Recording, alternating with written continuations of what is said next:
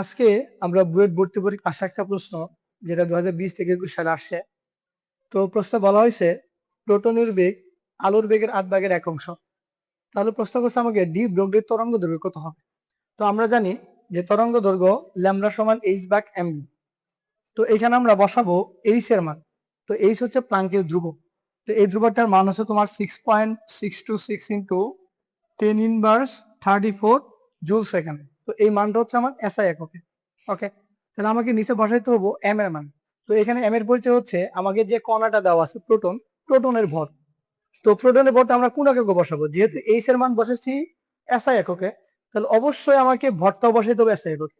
তাহলে আমরা জানি প্রোটনের ভর হচ্ছে 1.673 ইন্টু 10⁻24 গ্রামে, কিন্তু এখানে আমাকে বসাইতে হবে এসআই, অর্থাৎ মানতে হবে 10⁻27 কেজি ইন্টু। তো এখানে আমাকে বসাইতে হবে বেগের মান। তাহলে বেগ বলা হয়েছে যে প্রোটনের বেগ আলোর বেগের ৮ ভাগের ১ অংশ।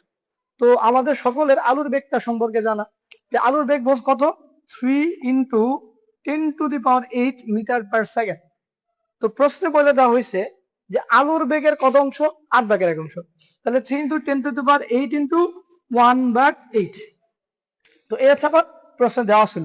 তো এটা যদি আমরা ক্যালকুলেশন করি তাহলে আমাদের মান আসবে 1.055 ইন্টু 10⁻14 মিটার।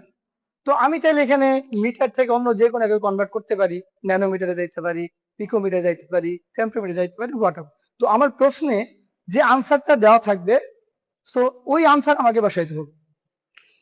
তো এটাই হচ্ছে আমাদের বর্তমান কাঙ্ক্ষিত আনসার।